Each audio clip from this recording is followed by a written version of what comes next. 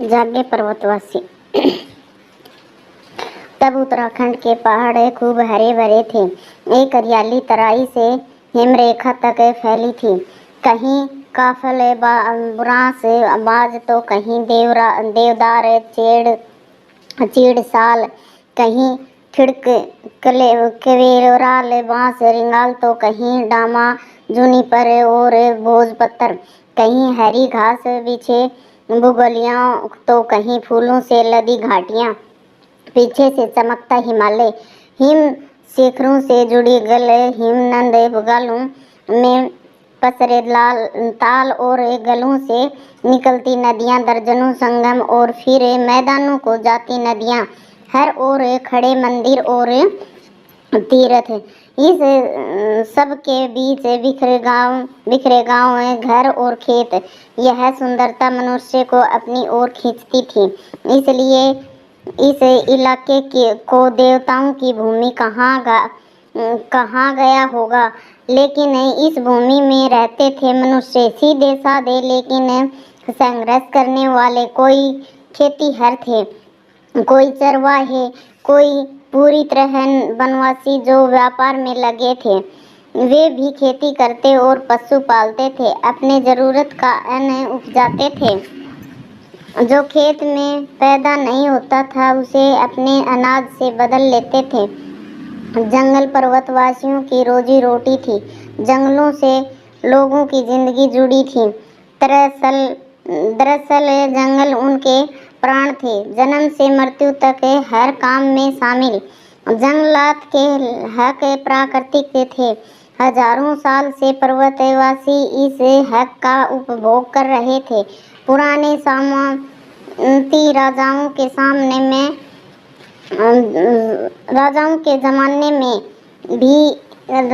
ज़माने में भी इन हकों पर कभी हमला नहीं हुआ। गोरखा राज के समय स्थिति बदलने लगी और अंग्रेजी राज में यह बिगड़ती गई। अंग्रेजी के लिए जरूरी था जंगलों पर अपना अधिकार जमाना, प्राकृतिक संपदा पर नियंत्रण करना, अपने कानून चलाना।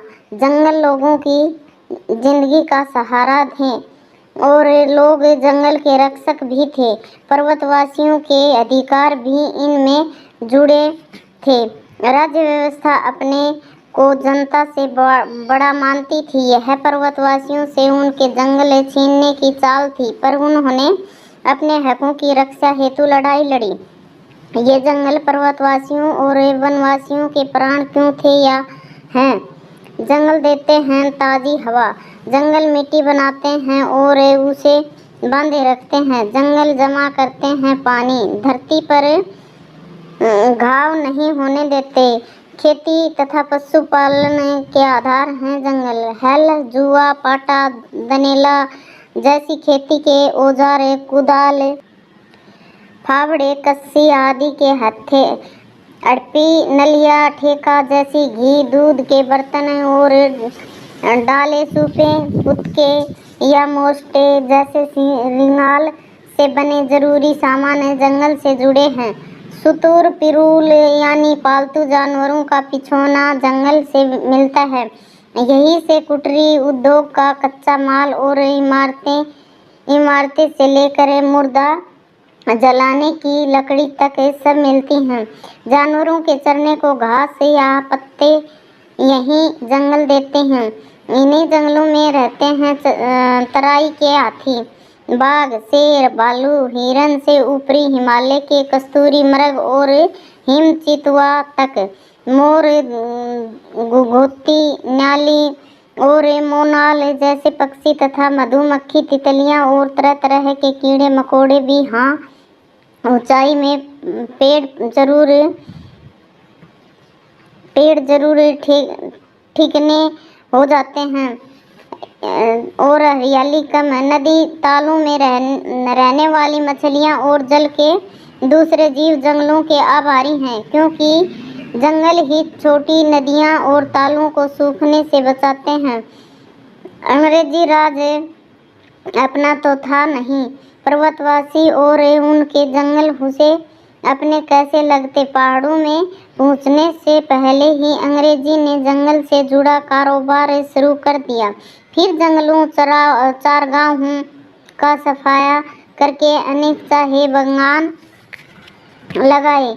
बागान लगाए गए।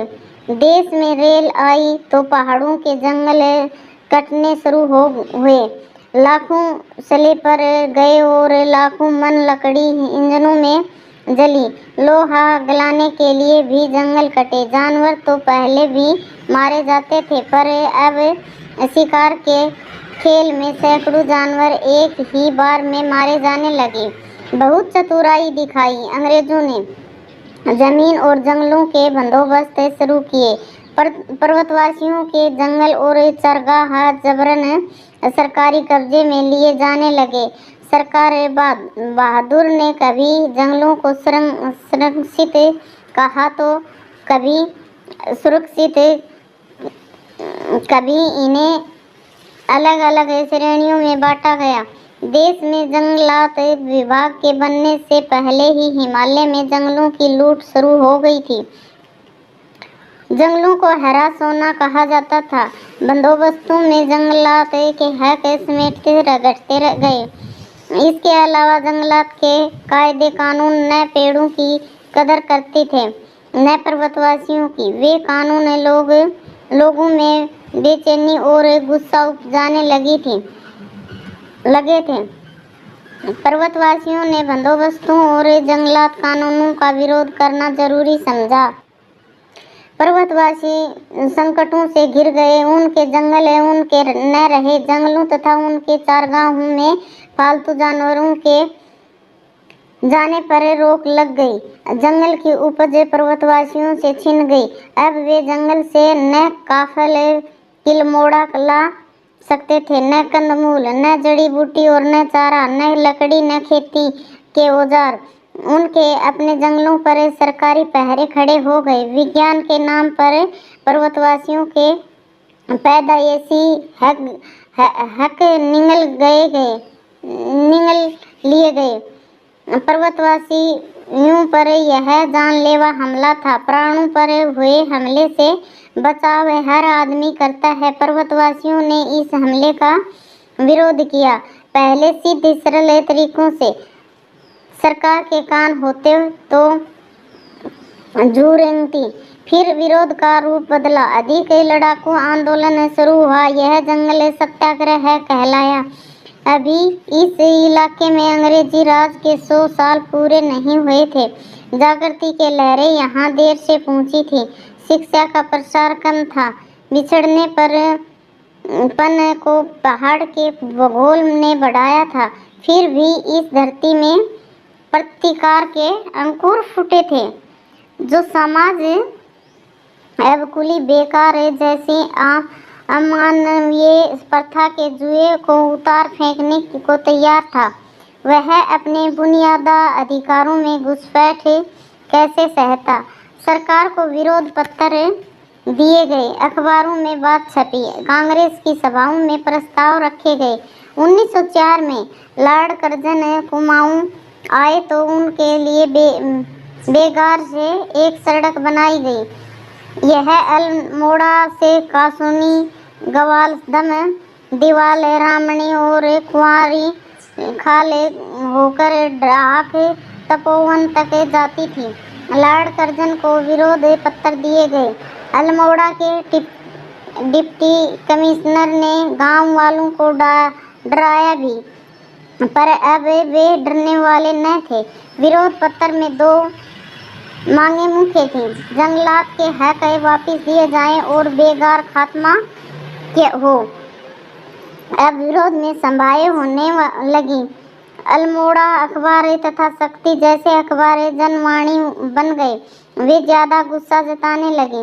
इस बीच स्टाइफ के जंगलात बंदोबस्त ने आग में घी का काम किया।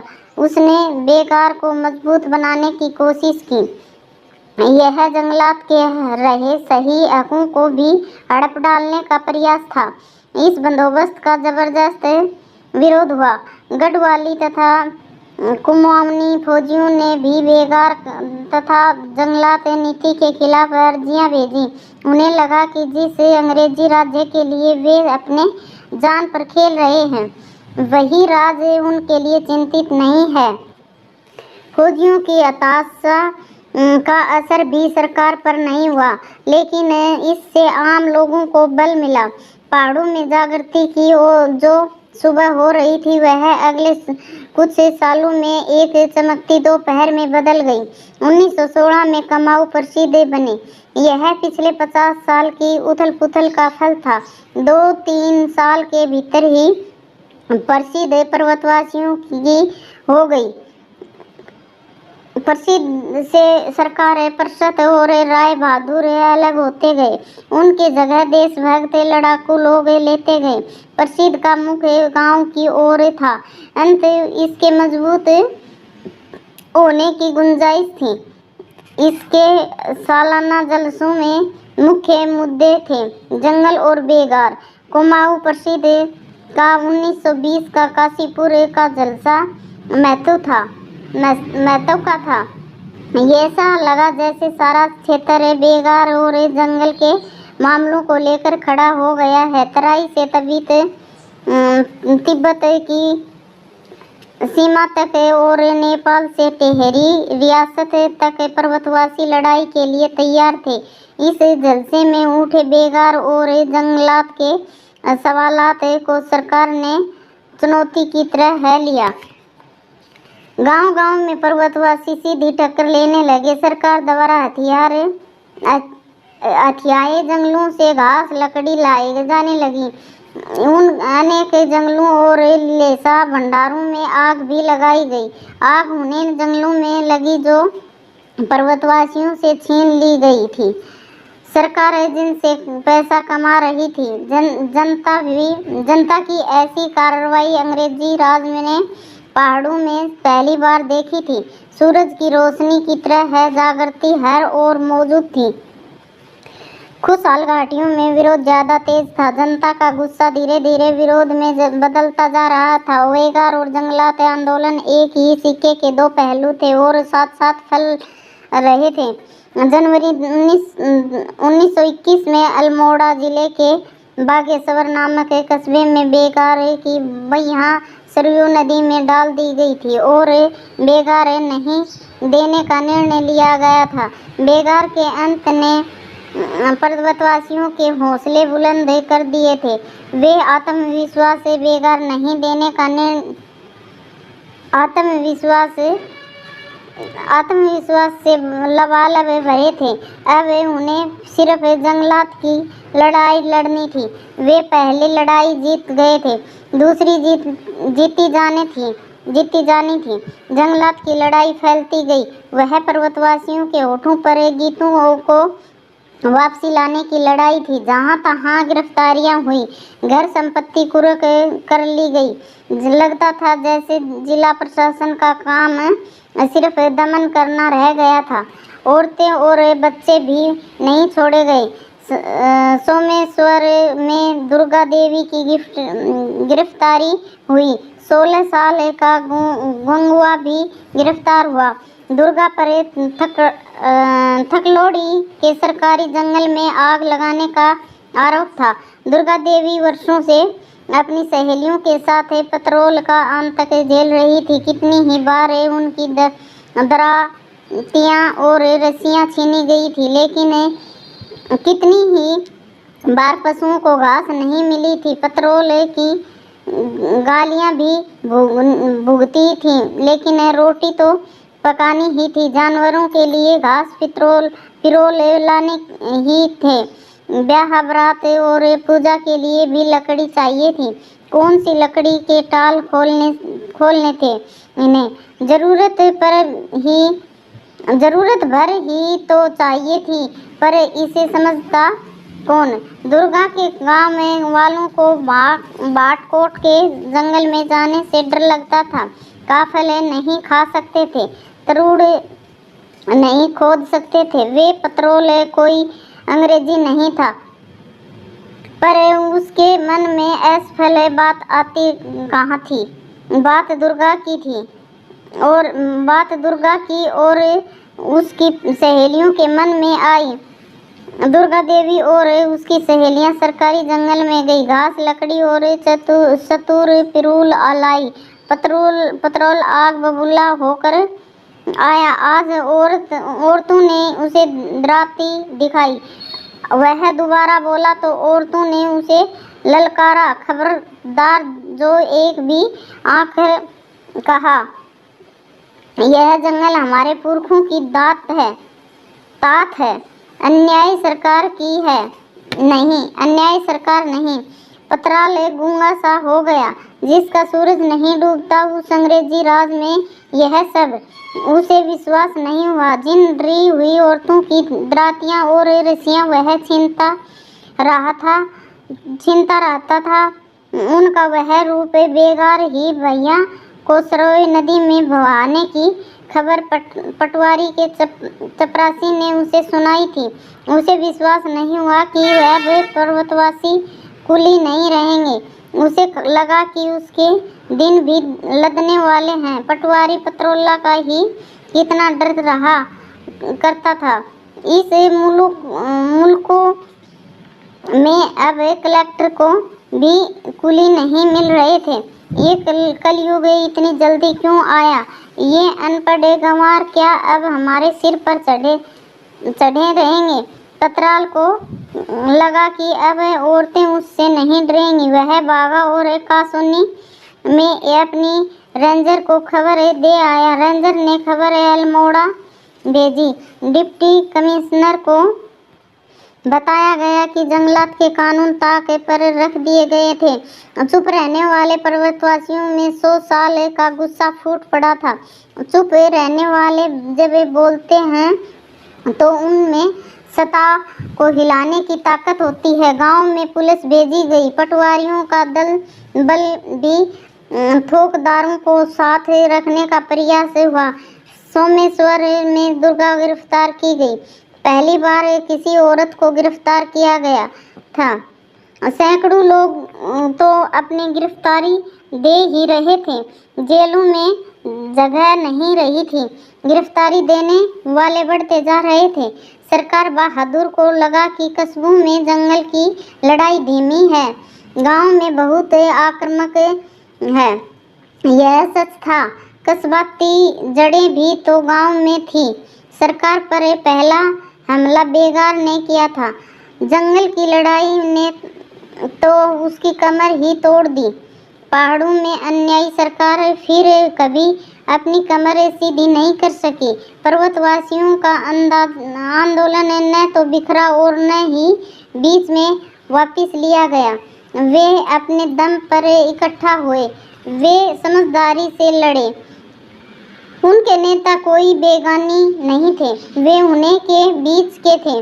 उन्हीं की तरह है। जंगल और बेगार की लड़ाई ने पर्वतवासियों को अधिक ताकत वापस दी। इसने उन्हें आज़ादी की बड़ी लड़ाई से जोड़ा। जंगलात की दिक्कतों की जांच हेतु सरकार ने समिति बनाई। पर्वतवासियों को जंगलात के हक लौटाए गए। सरकार ने उसे ऐसी कमाऊ में अपनी सबसे बड़ी हार कहा। पर्वतवासियों को अपने जंगलों में जाने का हक वापस मिला। उन्होंने ठाना कि वे अपने जंगलों की हिफाजत करेंगे। अपने प्राणों को यदि पर्वतवासी नहीं बचाएंगे तो कौन बचाएगा?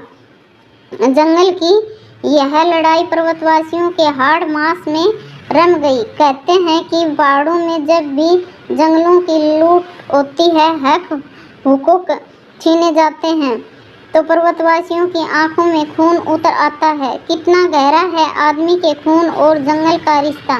धन्यवाद।